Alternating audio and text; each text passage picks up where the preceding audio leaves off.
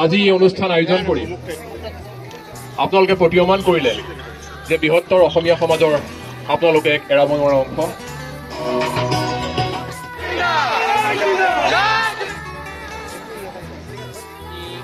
আমাৰ জুবিনদাৰ মুছলিম সমাজৰ পৰা আমি ইয়াত শ্ৰদ্ধাঞ্জলি জনাই আছোঁ। কিছু দুখ লগা দৃশ্য আমি দেখাব গৈ আছোঁ। এই মুহূৰ্তত ইয়াত আমাৰ উত্তৰ চাৰিআলি মুছলিম সমাজৰ যিবোৰ ল'ৰা আছে, যুৱক ল'ৰা সকলো আহি পেলাই ইয়াত এই ধৰণৰ শ্ৰদ্ধাঞ্জলি জনাবলৈ ধুনীয়াকৈ সজাইছে আৰু ধুনীয়া এটা দৃশ্য চাবলগীয়া হৈ আছে ইয়াত।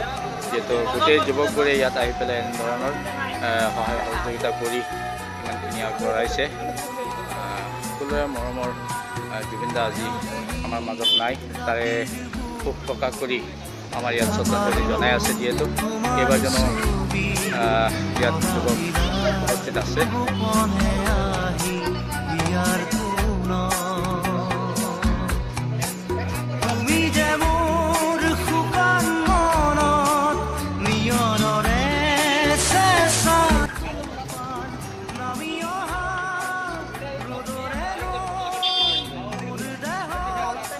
আমাৰ জুবিনদাক শ্ৰদ্ধাঞ্জলি দিবলৈ আমাৰ চাৰিআলি আমবাৰীত এনেধৰণৰ সমাগম লোকৰ হৈছে। যিহেতু ইয়াত শ্ৰদ্ধাঞ্জলি অনুষ্ঠানৰ ব্যৱস্থা কৰা হৈছে আৰু মুহূৰ্ততে ইয়াত ৰেলীৰো ব্যৱস্থা কৰা হ'ব। লোকৰ সমাগম ইয়াত হৈ আছে লাহে লাহে। আমি 6:30 ৰেলী ওলাম আৰু ইয়াৰ দৃশ্য আপোনাক দেখাইছোঁ। ইয়াত তেওঁৰ পৰজন্মত কিছু সকাহ দিব বুলি আমি সকলোৱে আশা কৰিছোঁ। দেহৰ ভৰসা নাই, বুজিছানে নাই বুলি কণ্ঠৰে কৈ গৈছিল। আজি সেই বাণী সত্য হৈ পৰিল। তুমি গুচি গলা, কিন্তু আমাৰ হৃদয়ৰ মণিকোঠাত অম্লান হৈ থাকিব চিৰকাল। সজল সজল চকু সুখ ভৰা সুৰত আজিৰ দিনত কঁপিছে অসম তোমাৰ গীতৰ প্ৰতিধ্বনি। প্ৰতিটো হিয়াত বেজাই উঠিছে যেনে তুমি এতিয়াও আমাৰ মাজতে আছা। প্ৰেমৰ গীত গাই গাই অসমক শিকাইছিলা মৰমৰ পাঠ। হিয়া ডেকা হিয়া মৰমীৰ সুৰে এক কৰি দিছিলা সহস্ৰ হৃদয়। তোমাৰ গানেই আছিল অসমীয়াৰ আশা, প্ৰেম জীৱনৰ ভাষা।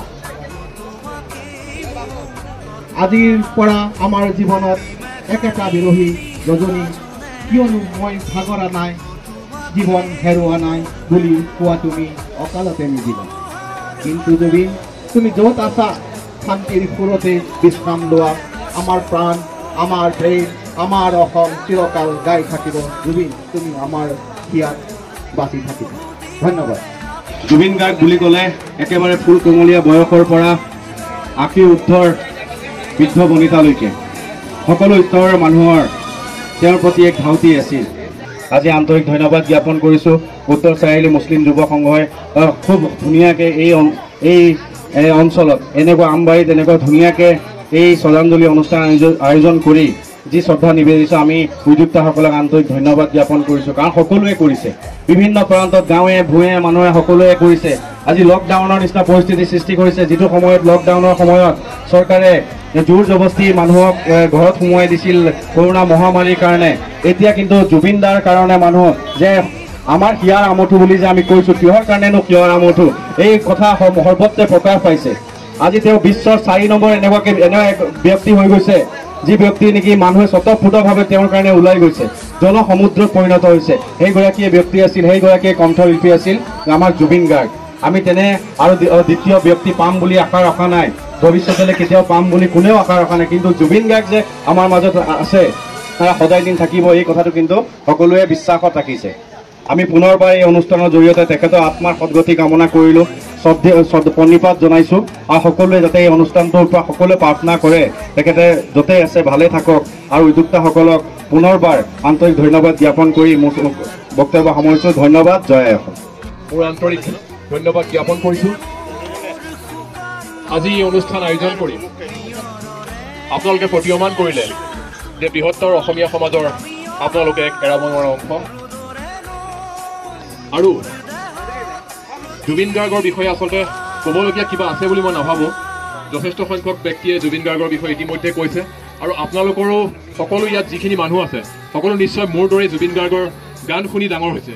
গতিকে জুবিন গাৰ্গৰ বিষয়ে কিবা ক'ব আছে বুলি মই নাভাবোঁ গানৰ বিষয়ে, কাৰণ জুবিন গাৰ্গৰ গান বুলি ক'লে আমি ক'ৰবাত গ'লেও জুবিন গাৰ্গৰ গানেই শুনো। গাড়ী এখনত জাৰ্ণি কৰিছোঁ তাতো শুনো আমি জুবিন গাৰ্গৰ গানে। মই এটা বেলেগ কথাই উত্থাপন কৰিব বিচাৰিছোঁ যে জুবিন গাৰ্গ এজন গায়কৰ উপৰিও এজন সত্তা আছিলে অসমৰ।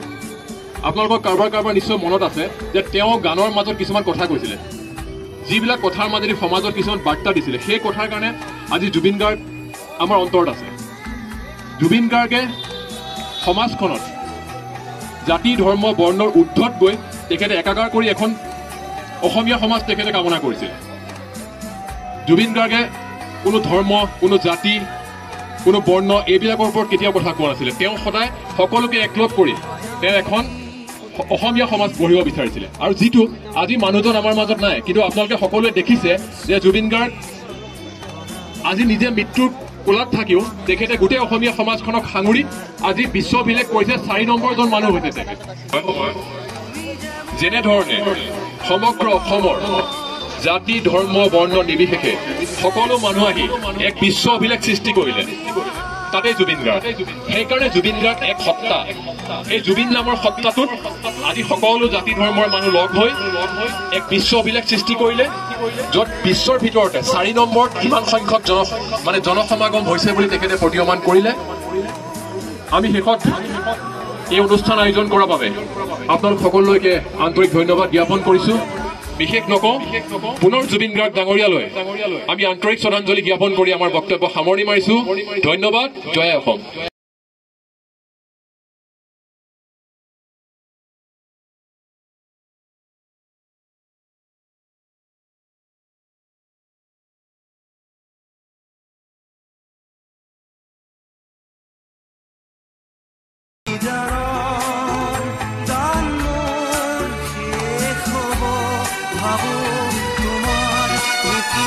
এয়া বৰ্তমান মই দেখাই আছোঁ আপোনালোকক আমাৰ বিশ্বনাথৰ উত্তৰ চাৰিআলি মুছলিম সমাজৰ অলপ আমাৰ জুবিন দাৰ প্ৰতি শ্ৰদ্ধাঞ্জলি দিয়াৰ অলপ দৃশ্য মই দেখাব গৈ আছোঁ। যিহেতু চাকি বাতি লৈ পেলাই সকলোৱে হাজাৰ হাজাৰ মানুহ আমাৰ বিশ্বনাথ চাৰিআলি ৰাজপথলৈ ওলাই আহিছে। যিহেতু এই মুহূৰ্তত মই ৰাজপথৰ দৃশ্য আপোনালোকক দেখাই আছোঁ। সকলো আমাৰ মুছলিম সমাজে এনেধৰণৰ দৃশ্য লৈ পেলাই ৰাস্তাত ওলাই আহিছে, আৰু যিহেতু হাজাৰ হাজাৰ মানুহৰ দৃশ্য ইয়াত দেখাব গৈ আছোঁ। যিহেতু হাজাৰ হাজাৰ লোক ইয়াত সমাগম হৈ পেলাই একেলগে শ্ৰদ্ধাঞ্জলি দিয়াৰ কাৰণে চাকি বাতি লৈ পেলাই ইয়াত ওলাই আহিছে। সকলোৱে আপোনালোকক দেখাই আছে একবাৰ দৃশ্য ইয়াত চাব পাৰি আছে। যিহেতু হাজাৰ হাজাৰ লোক ইয়াত চাকি বাতি লৈ পেলাই এনেধৰণৰ ওলাই আহিছে ৰাজপথলৈ। জয় জুবিন দা।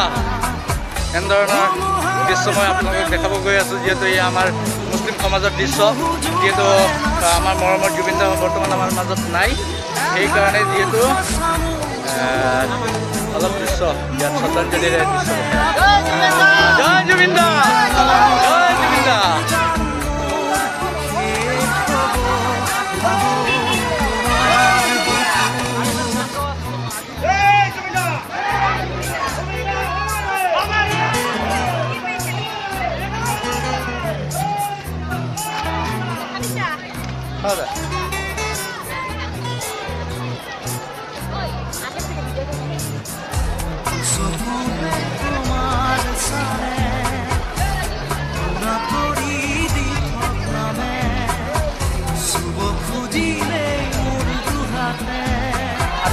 দৃশ্য আপোনালোকক দেখাই আছোঁ ৰাতিৰ ভাগৰ দৃশ্য। যিহেতু আমাৰ উত্তৰ চাৰিআলি মুছলিম সমাজে এনেধৰণৰ আয়োজন কৰিছিলে, কিন্তু এতিয়া চালোঁ যে আমাৰ গোটেই চাৰিআলি মুছলিম সমাজ গোটেই ওলাই আহি গ'ল, আহি পেলাই ইয়াত এনেধৰণৰ ৰেলীত ওলাই গ'ল। এখেতে দৃশ্য আপোনালোকক দেখাই আছোঁ। যিহেতু ৰাতিৰ ভাগৰ দৃশ্য চাকি বাতি লৈ পেলাই সমূহ ৰাইজ ইয়ালৈ ওলাই আহিল।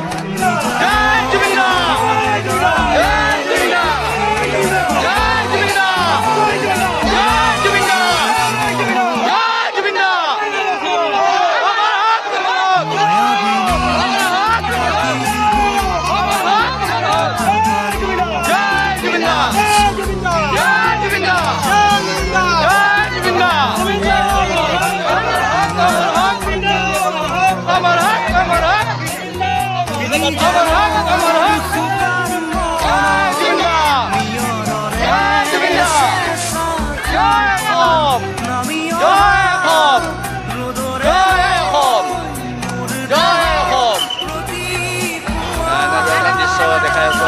যিহেতু মুছলিম সমাজ সকলো ওলাই আহিছে এনেধৰণে ৰাতিৰ ভাগত আৰু এনেধৰণৰ দৃশ্য আপোনালোকক দেখাই আছোঁ মমবাতি হাতত চাকি ডাঙৰ ৰেলী ইমান শৃংখলাবদ্ধ বজাই ৰাখি আৰু ইমান ধুনীয়াকৈ আমাৰ সম্পূৰ্ণ ৰেলী সম্পূৰ্ণ কৰিব পাৰিছোঁ তাৰে কামনা কৰিলে একচুৱেলি গোটেইখিনি আমাৰ জুবিনদাৰ ওপৰত যায় কাৰণ সকলোখিনি আমাৰ জুবিনদাৰ মৰম স্নেহৰ ফল বজাই ৰাখি সম্পূৰ্ণ ৰেলী সম্পূৰ্ণ কৰিছে যিহেতু মই দেখাই আছোঁ এয়া হৈছে অন্তিম মুহূৰ্তৰ দৃশ্য যিহেতু সম্পূৰ্ণ ৰেলী আমাৰ সম্পূৰ্ণ হ'ল আৰু আমাৰ উত্তৰ চাৰিআলি যুৱ সংঘৰ দ্বাৰাই এই আয়োজন কৰিছিলে আৰু একেটা সমূহ ৰাইজে ইয়াত মিলি পিটি শ্ৰদ্ধাঞ্জলি আমাৰ জুবিনদালৈ দিছে আৰু ইমান শৃংখলাবদ্ধ বজাই ৰাখি ইমান ধুনীয়াকৈ আমাৰ ৰেলী সম্পূৰ্ণ হৈছে একচুৱেলি ক'ব গ'লে আমাৰ জুবিনদাৰ মৰম আৰু স্নেহৰ প্ৰতি লক্ষ্য ৰাখি একেটা সমগ্ৰ ৰেলীখন কমপ্লিট কৰিছে যিমান যুৱক আছে মাতিছে ইয়াত কিবা দৰকাৰী কথা